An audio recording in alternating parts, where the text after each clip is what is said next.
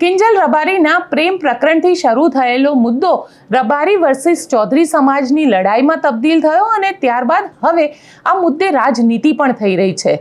એક તરફ ચૌધરી સમાજ ઠાકરસિંહ રબારીની વિરુદ્ધમાં એફઆઈઆર નોંધાવવાની માંગ કરી રહ્યું છે, તો બીજી તરફ ક્યાંક ને ક્યાંક હવે મુદ્દામાં રાજનીતિક વળાંક આવ્યો છે અને શંકર ચૌધરીને આ આખા મુદ્દામાં ઘસેડવાનો પ્રયત્ન કરવામાં આવી રહ્યો છે। કોણ કરી રહ્યું છે? રાજનીતિક જે વિશેષજ્ઞો છે તેઓ શું કહી રહ્યા છે તેની વાત આ રિપોર્ટમાં કરીશું। સાથે સાથે સમજીશું કે બનાસકાંઠાનું રાજકારણ શું છે અને રાજકારણમાં પણ ચૌધરી રબારી ઠાકોર સમાજની જે વ્યવસ્થા છે તે કઈ રીતની છે તેને પણ આપણે સમજીશું અહીંયા આગળ। સાથે વાત કરીશું સ્થાનિક સ્વરાજની ચૂંટણીની, કારણ કે ભારતીય જનતા પાર્ટીએ સ્થાનિક સ્વરાજની ચૂંટણીની તૈયારી શરૂ કરી દીધી છે। સ્થાનિક સ્વરાજની ચૂંટણીને લઈને ચૂંટણી સમિતિની રચના કરવામાં આવી છે। આજે મીટિંગ મળી હતી, મુખ્યમંત્રી નિવાસ સ્થાન પર આ મીટિંગ મળી હતી। 19 સદસ્યોની જે સમિતિ બનાવવામાં આવી છે તેના નામની ઘોષણા કરી દેવામાં આવી છે અને અરવિંદ કેજરીવાલ, કારણ કે સ્થાનિક સ્વરાજની ચૂંટણી છે એ પહેલા અરવિંદ કેજરીવાલ 4 દિવસના ધામા ગુજરાતમાં નાખેલા છે। આજે અમરેલીમાં તેમને એક જંગી સભાને સંબોધિત કરી હતી। સભામાં શું કહ્યું હતું તેની પણ ચર્ચા કરીશું। ગોપાલ ઇટાલિયા શું બોલ્યા હતા, કારણ કે વિધાનસભાનું સત્ર ચાલી રહ્યું છે, વિધાનસભાના સત્રને લઈને પણ ગોપાલ ઇટાલિયા ઘણું બધું બોલ્યા છે તેની પણ ચર્ચા કરીશું। અને વિધાનસભાની અંદર કેમ તું તારી ઉપર નેતાઓ ઉતરી આવે છે, વિધાનસભામાં નેતાઓ શું એ મર્યાદા નથી જાળવી શકતા શબ્દોની, તેની પણ ચર્ચા કરીશું। કારણ કે આજે જ્યારે અશાંત ધારાના સુધારાને લઈને ચર્ચા થઈ રહી હતી તે વખતે બંને પક્ષ કોંગ્રેસ અને ભારતીય જનતા પાર્ટીના ધારાસભ્યો તું તારી ઉપર આવી ગયા હતા। કેમ આવું થયું તેની વાત કરીશું, શું કહ્યું એકબીજાને તેની ચર્ચા રિપોર્ટમાં। નમસ્કાર, હું છું ગોપી ઘાંગર અને આપ જોઈ રહ્યા છો નિર્ભય ન્યૂઝ। બનાસકાંઠાના ઊણ ગામની અંદર જે રીતે રબારી અને ચૌધરી વચ્ચે ધીંગાણું જોવા મળ્યું હતું અને તેમાં પણ જે કંકુ ચૌધરી છે, જે ચૌધરી સમાજની દીકરી છે અને તેને લેવા માટે જ્યારે ચૌધરી સમાજના લોકો પહોંચ્યા હતા તો જે રીતે ત્યાં આગળ લાકડીઓ ઉછળી હતી, ગાડીઓના કાચ તોડવામાં આવ્યા હતા, પથ્થરમારો કરવામાં આવ્યો હતો। ત્યારબાદ પોલીસે 16 લોકોની વિરુદ્ધમાં નામજોગ એફઆઈઆર લખીને 800 થી 1000 લોકોના ટોળાને આ આખી ઘટનાક્રમ માટે આરોપી બતાવ્યા હતા। પોલીસ દ્વારા આ 16 લોકોને લઈને હજી સુધી જે ધરપકડનો દોર છે તેને પણ શરૂ કરી દેવામાં આવ્યો। ઘણા બધા લોકોની ધરપકડ કરવામાં આવી, પણ અહીંયા આગળ સવાલ એ ઊભો થઈ રહ્યો છે કે હજી પણ રબારી વર્સિસ ચૌધરી સમાજની આ જે લડાઈ છે બનાસકાંઠાની અંદર તે શાંત થવાનું નામ કેમ નથી લઈ રહી। કારણ કે આજે ચૌધરી સમાજના આગેવાનો જે છે તે કલેક્ટર ઓફિસે પહોંચ્યા હતા। કલેક્ટર ઓફિસે પહોંચીને તેમના દ્વારા આવેદનપત્ર આપવામાં આવ્યું હતું। આવેદનપત્રની અંદર ઠાકરસિંહ રબારીની વિરુદ્ધમાં એફઆઈઆર કરવા માટેની માંગ કરવામાં આવી હતી। તેની પાછળનું કારણ એવું કહેવામાં આવી રહ્યું છે કે ઠાકરસિંહ રબારીએ ચૌધરી સમાજના લોકોને ઉશ્કેરવાનો પ્રયત્ન કર્યો હતો અને ઠાકરસિંહ રબારી જે પોતે પોતાના નિવેદનથી વિવાદમાં હતા અને તેમના જ લીધે ચૌધરી સમાજનું આખું સંમેલન મળ્યું હતું અને સંમેલન મળ્યા બાદ આ પ્રકારે ધીંગાણું થયું હતું। કારણ કે હવે સવાલ અહીંયા આગળ એ ઊભો થઈ રહ્યો છે કે જો આ આખી ઘટનાની અંદર ઠાકરસિંહ રબારીને જવાબદાર માનવામાં આવે તો જે વખતે આ ઘટના ઘટી હતી તે વખતે ઠાકરસિંહ રબારી ત્યાં હાજર પર ન હતા, પરંતુ અહીંયા આગળ સવાલ એ ઊભો થઈ રહ્યો છે કે જે વખતે ચૌધરી સમાજના લોકો ત્યાં આગળ પહોંચ્યા હતા ત્યારે એવા ઘણા યુવાનો હતા જે યુવાનોએ એવું કહ્યું હતું કે ચલો ગાડી કાઢો, આપણે દીકરીને લેવા માટે જઈશું। જ્યારે ચૌધરી સમાજના જે વડીલ આગેવાનો હતા તેમના દ્વારા પણ એવું કહેવામાં આવ્યું હતું કે 24 કલાકનો સમય આપવામાં આવે, 10 કલાકનો સમય આપવામાં આવે અને દીકરીને કઈ રીતે પાછી લાવવી તે બે સમાજના વડીલો બેસીને સાથે ચર્ચા કરીને નિર્ણય લઈશું। પરંતુ ક્યાંક ને ક્યાંક એવું કહેવામાં આવી રહ્યું છે અને જે માહિતી મળી રહી છે, જે જાણકારો છે તે લોકો એવું માની રહ્યા છે કે જે યુવાનો ત્યાં આગળ આવ્યા હતા, જે લોકો ભડકાવાનું કામ કરી રહ્યા હતા, જે પ્રકારનું ભાષણ ત્યાં આગળ આપવામાં આવ્યું હતું, એ 5 થી 7 યુવાનો જે અર્બુદા સેના સાથે જોડાયેલા છે અને પહેલાં પણ એની ચર્ચા ચાલી હતી। કારણ કે જ્યારે ચૂંટણીનો સમય આવે છે ત્યારે જ અર્બુદા સેના જે છે તે એક્ટિવ થતી હોય છે। આ પહેલાં 2022ની ચૂંટણીમાં આપણે વિપુલ ચૌધરીને પણ એક્ટિવ થતા જોયા હતા રાજકારણની અંદર, ત્યારબાદ તેઓ જેલમાં પણ ગયા હતા। અને એ સિવાય જો વાત કરવામાં આવે તો 2024ની ચૂંટણીમાં જ્યારે ગેનીબેન ઠાકોર ત્યાંથી ચૂંટણી લડી રહ્યા હતા ત્યારે પણ ચૌધરી સમાજની જે અર્બુદા સેના છે, જે વિપુલ ચૌધરી દ્વારા ચલાવવામાં આવી રહી છે, તે પણ એક્ટિવ થઈ હતી. અને આ વખતે પણ એવું માનવામાં આવી રહ્યું છે કે આ જે અર્બુદા સેનાના અમુક લોકો છે, એ લોકો ત્યાં આગળ પહોંચી ગયા હતા અને ત્યાં આગળ આ પ્રકારના ભડકાઉ ભાષણ કર્યા હતા. ત્યારબાદ જે શીતલ ચૌધરી છે, એ શીતલ ચૌધરી મેદાનમાં આવ્યા છે. શીતલ ચૌધરીને લઈને પણ સવાલ ઊભા થયા કે શીતલ ચૌધરી જે પોતે સમાજની દીકરી હોવાનો દાવો કરી રહ્યા છે અને સમાજની દીકરી છે, પરંતુ તે પોતે પ્રેમ લગ્ન કરેલા છે અને તે પોતે એવું કહી રહ્યા છે કે ચલો ગાડી કાઢો, આપણે દીકરીને લેવા જઈએ. એટલે ક્યાંક ને ક્યાંક આખી ઘટનાની પાછળ એવું માનવામાં આવી રહ્યું છે કે કોકનો દોરી સંચાર છે. આ કોકનો જે દોરી સંચાર છે, એ દોરી સંચાર કોનો છે, કઈ રીતનો છે અને કોને નુકસાન પહોંચાડવા માટેનો છે. કારણ કે ત્યાં આગળ જે રીતનું ધીંગાણું થયું હતું, જો આ ધીંગાણું ત્યાં વધારે, કારણ કે પોલીસ સમયસર પહોંચી ગઈ હતી, જો પોલીસ સમયસર ન પહોંચી હોત તો બની શકે કે 1 કે 2 જણાનું એમાંથી મૃત્યુ પણ થઈ શકે, કારણ કે ઘણા બધા લોકો એમાં ઘાયલ પણ થયા હતા. તો જો આ ઘટના ઘટી હોત તો એના માટે જવાબદાર કોણ હોત, આ સવાલ પણ ઊભો થઈ રહ્યો છે. અને નુકસાન પહોંચાડવાનો પ્રયત્ન કરવામાં આવી રહ્યો છે, તો કોને નુકસાન પહોંચાડવાનો પ્રયત્ન કરવામાં આવી રહ્યો છે? સૌથી પહેલાં તો આપણે એ સાંભળીએ કે આજે ચૌધરી સમાજના જે આગેવાનો છે તેમને આવેદનપત્ર આપ્યું અને ત્યારબાદ આવેદનપત્ર બાદ મેં પોતે ઠાકરસિંહ રબારી સાથે આ આખા મુદ્દે ચર્ચા કરી અને ઠાકરસિંહ રબારીએ કયા રાજનૈતિક ખુલાસા કર્યા આની અંદર તે પણ સાંભળીએ. આજે યુવાનો ભેગા થયા ત્યાં શું નિર્ણય લેવામાં આવે છે? આવેદનપત્ર આપવામાં આવ્યું.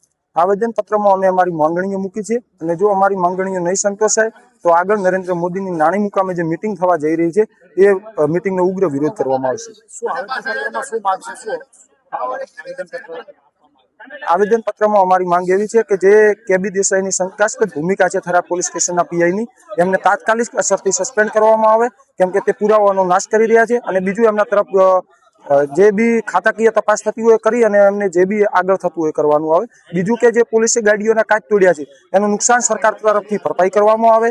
ત્રીજું, યુવાનો ઉપર શાંતિપૂર્ણ રીતે જયા છતાં કોઈ પણ હથિયાર લીધા વગર ગયા એ છતાં પણ જે 307 જેવી ગંભીર કલમો લગાવવામાં આવી છે એ હટાવવામાં આવે. શું આખા આવેદનપત્રમાં શું મુદ્દાઓ હોય? આવેદનપત્રમાં આ મુદ્દા જે મેં તમને જણાવ્યા એ જ મુદ્દા છે. કોના ઉપર આક્ષેપ કરી રહ્યા છો તમે? આક્ષેપ કરી રહ્યા છે જે પોલીસ વહીવટી તંત્ર છે એમના ઉપર. ઠાકરસિંહ રબારી ઉપર તમે આક્ષેપ કરી રહ્યા છો આવેદનપત્ર વાંચતા એ સમયે, શું કહેશો તેને લઈ? ઠાકરસિંહ રબારીને મારે તો આગેવાનને એટલું જ કહેવાનું થાય કે આપણે જો કદાચ 2 સમાજોને ભેગા ના લાવી શકીએ તો 2 સમાજોના વચ્ચે વૈમનસ્ય ફેલાય એવા નિવેદનો સોશિયલ મીડિયામાં હીરો બનવા માટે ના આપવા જોઈએ. જ્યાં બને ત્યાં એક આગેવાન માણસ તરીકે કદાચ કોઈ નવયુવાન એમને જે આપ્યું હતું એમને પછી પાછળથી સ્પષ્ટતા કરે છે કે મેં તો એક કમેન્ટ ઉપર આપ્યું. તમે આગેવાન હો તો તમારા ઉપર કોમેન્ટો આવતી રહેવાની છે.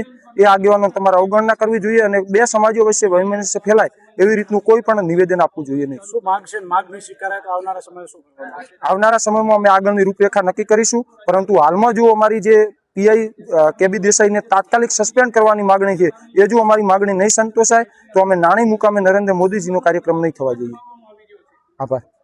આપણી સાથે અત્યારે ઠાકરસિંહ રબારી જોડાયા છે, તેમની સાથે ચર્ચા કરીએ. કારણ કે હવે બનાસકાંઠામાં ચૌધરી સમાજે માંગ કરી છે કે ઠાકરસિંહ રબારી સામે પણ ફરિયાદ થવી જોઈએ. ઠાકરસિંહભાઈ, શું કહેશો? હજુ ગોપીબેન, ચૌધરી સમાજ જ નહીં, એમને સ્પષ્ટતા કરી દઉં. ચૌધરી સમાજની 2 દિવસ પહેલા મારી જોડે મીટિંગ થઈ. આગેવાનો બધા 20-25 આગેવાનો એમાં ગંગારામ બારૂની પણ હતા, અમથાભાઈ હતા, મૂળજીભાઈ હતા, રાયમલભાઈ બોરીકા, સુખદ હતા, ઘણા ટ્રાક. આ 2-4 લોકો, 2-4 ટકા જેને આ ચૌધરી રબારી વચ્ચે કઈ રીતે હળગાવવું છે, કઈ રીતે કરવું. કાયદો કાયદાની વ્યવસ્થા હોય તો પોલીસ ઉપર આક્ષેપો કરે, પોલીસને સસ્પેન્ડ કરી દો, આ કરી દો. બનાસકાંઠા પોલીસ ના હોત તો પરિસ્થિતિ ખરાબ થશે. ચૌધરી કઈ રીતે આ 2 સમાજનો સામસામા આવે એની માંગ છે. એ જે ભાઈ વિડીયો બનાવી કેસ કરવાની વાતો કરે છે ગોપીબેન, એમના કુટુંબમાં 2 મહિલાઓ બીજા સમાજની છે. હવે સમાજના વાતો કરવા આવે છે. ડોડગામનો ભાઈ જે વિડીયો મોકલે છે કે પીઆઈ ઉપર ફરજિયાત કરી દો, ઠાકરસિંહ ઉપર કરી દો. અરે ભાઈ, અમે ટોળો લઈને ગોપીબેન નથી ગયા. અમે અમારી દીકરી લાવવા માટે અમારા યુવાનો લઈ આવ્યા છે. એમાં ટોળા લઈને 2025 નો ટોળો લઈ જાવ, ગામના તમામ સમાજો ઉપર હુમલો કરવો, પોલીસ ઉપર હુમલો કરવો, એ દેખાતું જ નથી. પણ ઠાકરસિંહભાઈ એવું કહે છે કે ત્યાં આગળ પીઆઈ જે છે એ દેસાઈ છે, એટલા માટે રબારી સમાજના હોવાના કારણે તમારા વિરુદ્ધ એફઆઈઆર નથી કરવામાં આવી. ગોપીબેન, ખાખી પહેરે અને બંધારણના શપથ લે ત્યારે એ કોઈનો નથી હોતો, એ માત્ર એની વર્દીનો જ હોય છે, એમાં કોઈ સમાજ ના હોય. હા, પણ જે રીતે આ આખો ઘટનાક્રમ થઈ રહ્યો છે ને હવે તો આખા દેશમાં જે ચૌધરી સમાજ છે એ ભેગો થઈ રહ્યો છે, એ લોકો પણ કહી રહ્યા છે કે ચૌધરી સમાજ, હું તમને હજુ કહું, ચૌધરી સમાજની વાત જ નથી. આ 2% લોકો એમના બદ ઇરાદાઓથી આ બે સમાજો સામે કઈ રીતે આવે, કઈ રીતે ની વાત જ નથી ગોપીબેન. હા, એમાં તમામ આગેવાનો સાથે મારે ચૌધરી સમાજ દ્વારા જો તો આજથી 4 દિવસ પહેલા એ સમાજના તમામ આગેવાનો જોડે મારે ચર્ચા થઈ છે, બેઠક કરી છે. પણ ઠાકરસિંહભાઈ, તમને એવું નથી લાગી રહ્યું ક્યાંક ને ક્યાંક હવે આ આખો મામલો જે અત્યાર સુધી પ્રેમ લગ્ન ઉપર સીમિત હતો એ રબારી સમાજ વર્સિસ ચૌધરી સમાજ થઈ રહ્યો છે? ક્યારે રબારી ચૌધરી વર્સિસ નથી. 2% લોકોને એમને પોતાના કઈ રીતે ડોળવું છે. મેં તમને કીધું કે જે ભાઈ વિડીયો બનાવે છે એના ઘરે જ બીજી 2 દીકરીઓ છે, એ કઈ રીતે ન્યાયની વાત. તમને આ શીતલબેન ની વાત કરું, એમણે 3-4 લગ્ન કરેલા છે. હવે ચૌધરી રસ્તે આપણા ચૌધરી સમાજને ખબર નથી હતી કોણ છે. હવે પોતે સમાજમાં લગ્ન નતા કરેલા અને એમ કીધું 25-50 ગાડીઓ કાઢો, ઉશ્કેરણી કરી અને આ સમાજના ભોળા ભલા યુવાનોને, બિચારા ચૌધરી સમાજના યુવાનોને ઉશ્કેર્યા છે. એ ફક્ત સનાતન ચૌધરી સમાજ સમજે છે. આ ભાઈ જે .com વાળા કરે છે એ ચૌધરી સમાજ જાણી જ રહ્યા છે કેમ કરે છે. પણ છેલ્લે તો આમાં થઈ એવું રહ્યું છે કે નિર્દોષ લોકો ભોગ બની રહ્યા છે અને નેતાઓ પોતાની રાજનીતિ કરી રહ્યા છે.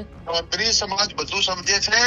એમના આ જે લોકો 2% કરી રહ્યા છે એમના બદ ઇરાદાઓને ક્યારે પાર નહીં કરવા દે. ચૌધરી સમાજ કે રબારી સમાજ સાથે રહેવાળો છે, સમાજ સાથે છે. આ જે 2% માણસોના ઈરાદા પૂરું કરી રહ્યા છે એ બધી જનતા જાણે છે ક્યાં કરે છે.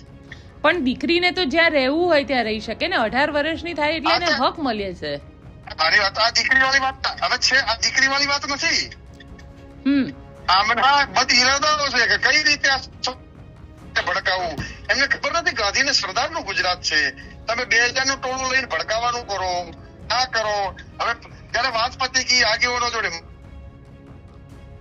ભાઈચારાથી રહે છે, ફરીથી નવા તકડા કરીને આવેદન પત્રો આપવા, આ બધું કરવું એ ગોપીબેન મારી દ્રષ્ટિએ લોકોને ગુજરાતના વાતાવરણ પ્રયત્નો કરી રહ્યા છે. કેસ તો એ ભાઈ ઉપર થવો જોઈએ. સમાજમાં ખૂબ વડીલ આગેવાનો છે. તમારે આ બધા મીડિયા મૂકીને આ બધું ક્યાં કરવાની જરૂર છે? આગેવાનો જોડે મારા વાત થઈ ગઈ છે. ચૌધરી સમાજના તમામ આગેવાનો મારી સાથે છે. બિલકુલ ઠાકરસિંહભાઈ, અમારી સાથે જોડાવા માટે આપનો ખૂબ ખૂબ આભાર. સમાજમાં ખૂબ વડીલ આગેવાનો છે. તમારે આ બધા મીડિયા મૂકીને આ બધું ક્યાં કરવાની જરૂર છે? આગેવાનો જોડે મારા વાત થઈ ગઈ છે. ચૌધરી સમાજના તમામ આગેવાનો મારી સાથે છે. ઠાકરસિંહ રબારી તો અહીંયા દાવો કરી રહ્યા છે કે ચૌધરી સમાજ અને રબારી સમાજ બંને સમાજ વચ્ચે વાતચીત થઈ ચૂકી છે, તેમના આગેવાનો સાથે વાતચીત થયેલી છે.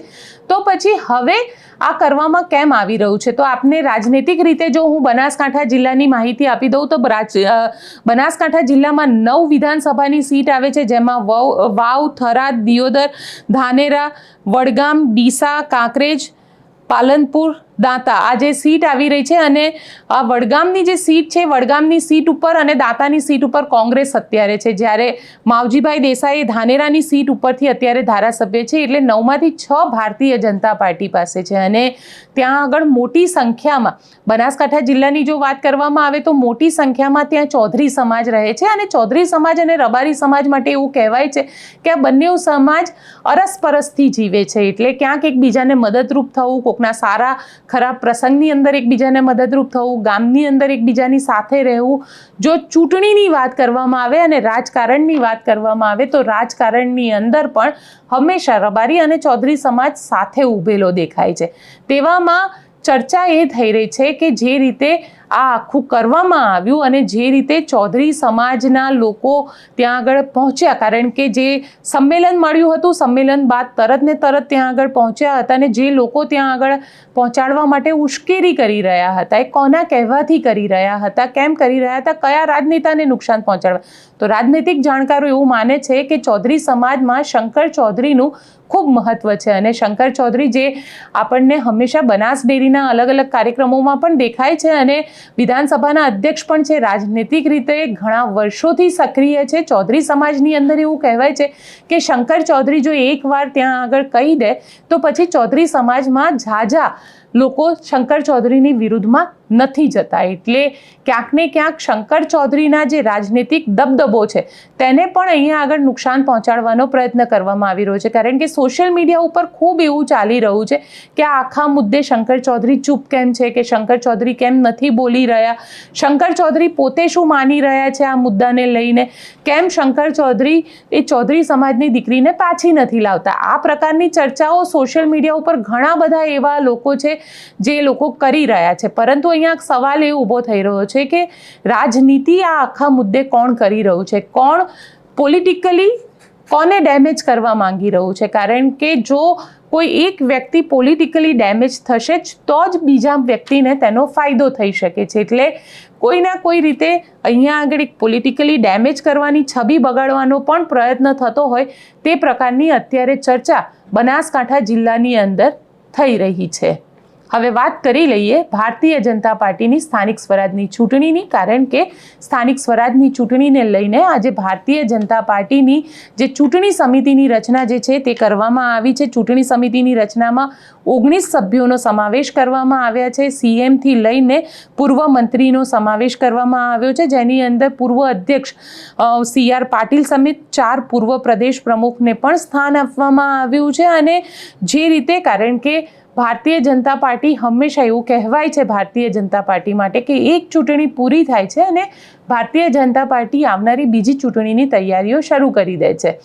ભારતીય જનતા પાર્ટીમાં ગુજરાતમાં અત્યારે જો સ્થિતિ જોવા જઈએ તો ક્યાંક ને ક્યાંક ભારતીય જનતા પાર્ટીનો જે પાયાનો કાર્યકર છે તે પાયાનો કાર્યકર્તા પણ ઘણી બધી રીતે પોતે નારાજ હોય તે પ્રકારની અત્યારે ચર્ચાઓ પણ થઈ રહી છે. અને તેવામાં હવે ચૂંટણી સમિતિની રચના કરવામાં આવી છે. ઘણા બધા કોંગ્રેસના જે નેતાઓ છે એ નેતાઓને ક્યાંય પાર્ટીમાં મહત્વનું સ્થાન નથી મળતું તેવી પણ ચર્ચા છે. પરંતુ આજે ચૂંટણી સમિતિની રચના કરવામાં આવી છે. કારણ કે સ્થાનિક સ્વરાજની ચૂંટણીની જો ચર્ચા કરવામાં આવે તો લગભગ 10,000 જેટલી જે સીટ છે તેના ઉપર ચૂંટણી થવાની છે. અને આ 10,000 જે સીટો છે તેની અંદર જો વાત કરવામાં આવે તો જિલ્લા મ્યુનિસિપલ કોર્પોરેશનની 15 મ્યુનિસિપલ કોર્પોરેશન છે જેની ચૂંટણી થવાની છે. 34 જિલ્લા પંચાયતની 1084 બેઠકો ઉપર ચૂંટણી થવાની છે. તાલુકા પંચાયતની 265 જે સીટો છે જેમાં જે 5214 જેટલી બેઠકો છે, જ્યારે નગરપાલિકા 83 જેટલી છે જેમાં 2596 જેટલી બેઠકો છે. એટલે આમ જોવા જઈએ તો ગુજરાતની લગભગ 10,000 જેટલી બેઠકો અલગ અલગ વિસ્તારની, ગ્રામીણ વિસ્તારની, તાલુકા પંચાયત, નગરપાલિકા આ બધા અને મ્યુનિસિપલ કોર્પોરેશન આ બધાને થઈને જોવા જઈએ તો લગભગ 60થી 70% જે વિસ્તાર છે એ વિસ્તારની આ ચૂંટણી થવા જવાની છે. એટલે 2027ની જે વિધાનસભાની ચૂંટણી થવાની છે તેની પહેલાંનું આને એક રિહર્સલ માનવામાં આવે છે.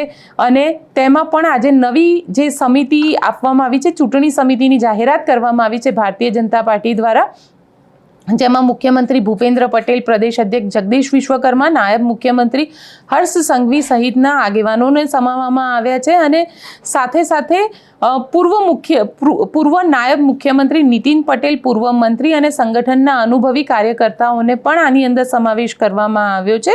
અને જો વાત કરવામાં આવે તો આની અંદર CR પાટીલનો પણ સમાવેશ કરવામાં આવ્યો છે. કારણ કે પૂર્વ અધ્યક્ષ હતા ભારતીય જનતા પાર્ટીના અને તેમને વિશેષ આમંત્રિત સભ્ય તરીકે તેમનો સમાવેશ કરવામાં આવ્યો છે.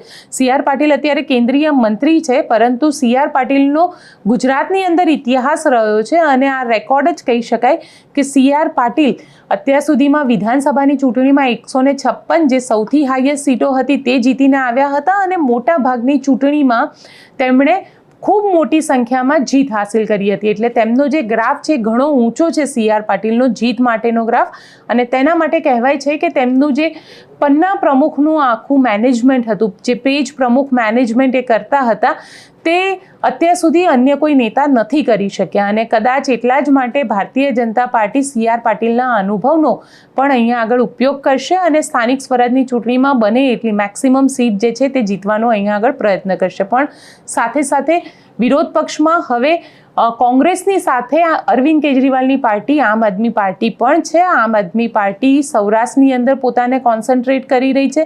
અરવિંદ ગોપાલ ઇટાલિયાની જીત બાદ ક્યાંક ને ક્યાંક આમ આદમી પાર્ટીને સૌરાષ્ટ્રમાં અને ખાસ કરીને ખેડૂતોના મુદ્દામાં આમ આદમી પાર્ટી જે છે તેને આશા છે કે અહીંયા આગળ તેમને ફાયદો થઈ શકે છે. એટલે અરવિંદ કેજરીવાલ પણ અહીંયા છે. અરવિંદ કેજરીવાલે આજે અમરેલીની અંદર જનસભાને સંબોધિત કરી અને જનસભાને સંબોધિત કરતા અરવિંદ કેજરીવાલે ભાજપ સરકાર ઉપર ખૂબ પ્રહારો કર્યા છે, તે પણ સાંભળી લઈએ.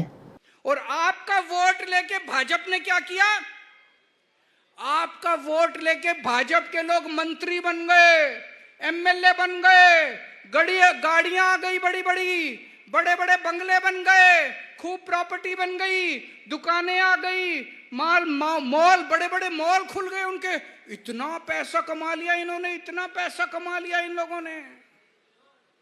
30 साल के अंदर भाजपा ने लूट लिया आप लोगों को. इतना भ्रष्टाचार. सड़क बनाते हैं 2 दिन में टूट जाती है. क्यों? पुल बनाते हैं 2 दिन में टूट जाता है. मोरबी का पुल टूट गया, बड़ौदा का पुल टूट गया, 2 दिन में इनका पुल टूट जाता है. क्यों? कहां जाता है पैसा सारा? अभी मेरे को सुबह किसान मिलने के लिए आए कुछ.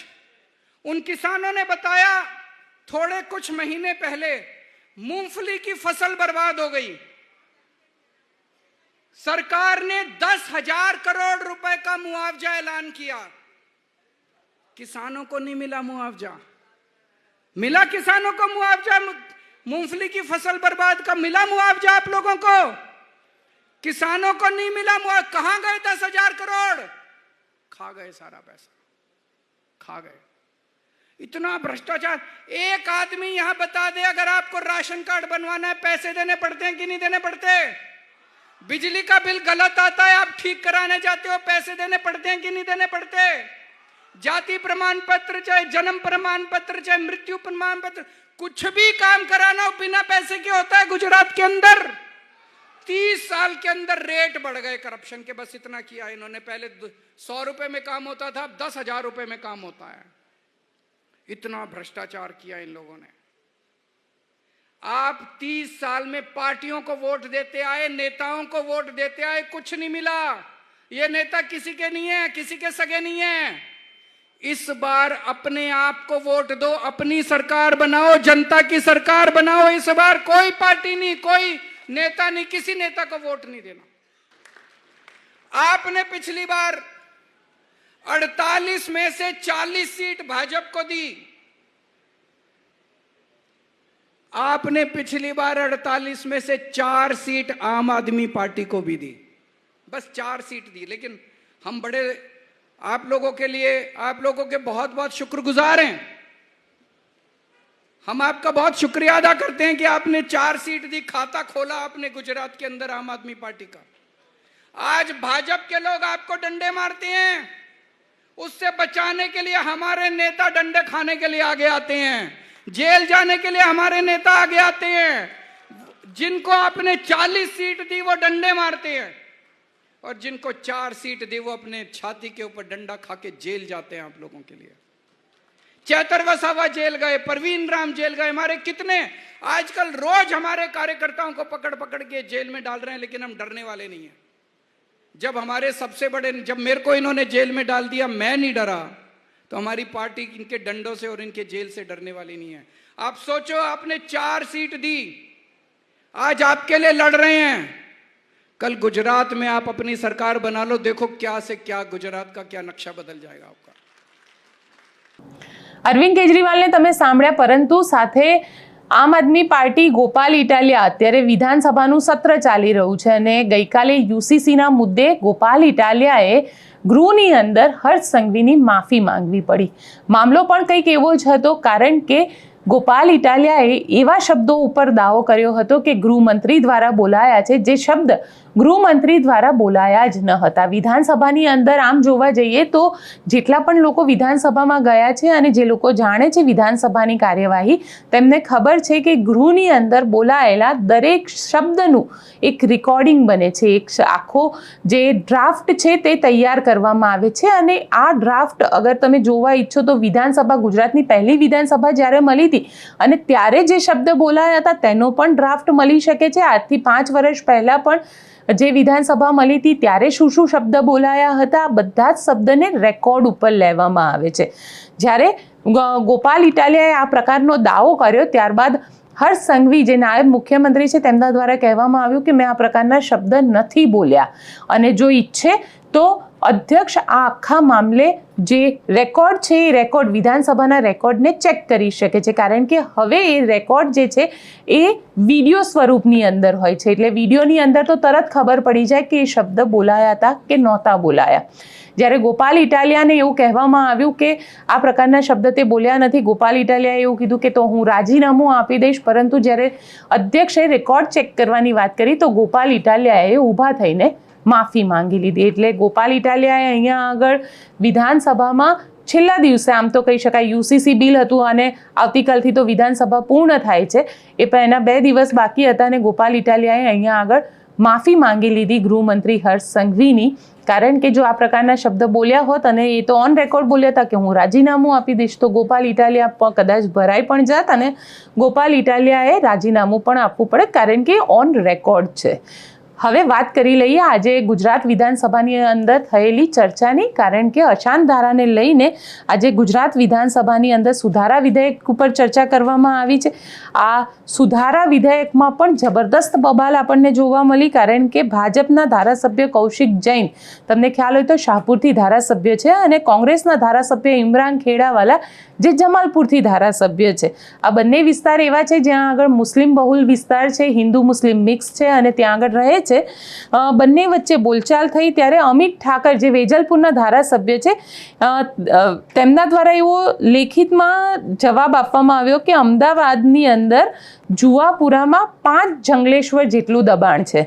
જે વખતે આ પ્રકારનું નિવેદન કરવામાં આવ્યું ત્યારે કૌશિક જૈને નિવેદન આપતા કહ્યું હતું કે કાયદામાં રહેશો તો ફાયદામાં રહેશો. ત્યારે આ જ સાંભળીને ઇમરાન ખેડાવાલાની કમાન છટકી ગઈ અને તેને વળતો પ્રહાર કર્યો હતો, ઓય આવી વાત ના કર. એટલે ક્યાંક આ પ્રકારના જે શબ્દ છે અને વિધાનસભાની અંદર રેકોર્ડ ઉપર નથી લેવામાં આવતા, જ્યારે તું તારી કરવામાં આવતા હોય છે, જ્યારે એકબીજા ઉપર આ પ્રકારના શબ્દ બોલવામાં આવતા હોય છે, કારણ કે આ બંને નેતાઓ ઘણા સિનિયર નેતાઓ છે અને સિનિયર નેતાઓ જો વિધાનસભામાં આ પ્રકારની વાતો કરે, તું તારી કરે, ત્યારે એ ચોક્કસથી ચર્ચાનો વિષય બની જતો હોય છે. આજે વિધાનસભાનો છેલ્લો દિવસ હતો અને વિધાનસભામાં સાથે સાથે ઘણા બીજા પણ સવાલો અને તેના ઉપર ચર્ચા કરવામાં આવી, જેમાં રાજ્યમાં કુલ 93 જેટલા કેદીઓ છે જેનું કસ્ટોડિયલ ડેથ થયું છે. ઘણી બધી વખતે આપણે ત્યાં એવી ફરિયાદ કરવામાં આવતી હોય છે ને પરિવારના સદસ્ય દ્વારા આ પ્રકારની ફરિયાદ કરવામાં આવતી હોય છે કે એમના સંબંધી કે એમના સગાવાલાને કસ્ટડીની અંદર ખૂબ માર મારવામાં આવ્યો છે, ઢોર માર મારવામાં આવ્યો, જેના કારણે કાં તો તેમનું મૃત્યુ થાય છે અને તેને દવાખાનામાં લઈ જવામાં આવે છે, જે ગંભીર રીતે ઘાયલ થાય છે અને ઘણા બધા લોકો આ મારથી બચવા માટે જેલની અંદર જ સુસાઇડ કરી લેતા હોય છે. આ પ્રકારના કસ્ટોડિયલ ડેથ જે છે તેની સંખ્યા આજે વિધાનસભા ગૃહમાં આપવામાં આવી. આ એક જ વર્ષની અંદર અત્યાર સુધીના 93 જેટલા જે કેસ છે 2024 અને 25ની અંદર 93 જેટલા કેદીઓના કસ્ટડીની અંદર મૃત્યુ થયા છે, જેમાંથી 79 એટલે કે 79 જેટલા મોત જે છે એ કસ્ટડીમાં થયા છે, 14 મોત પોલીસની કસ્ટડીની અંદર થયા છે. એટલે કસ્ટડીની અંદર સુરક્ષાને લઈને ગંભીર સવાલો અહીંયા આગળ ઊભા થઈ રહ્યા છે. આપ શું માનો છો? કસ્ટડીની અંદર જે પ્રકારે થઈ છે, કારણ કે ઘણી બધી વખતે પોલીસ જે છે એ અન્ય ગુસ્સો આરોપી ઉપર પણ ઉતારતી હોય છે, તેને ખૂબ ઢોર માર મારતા હોય છે.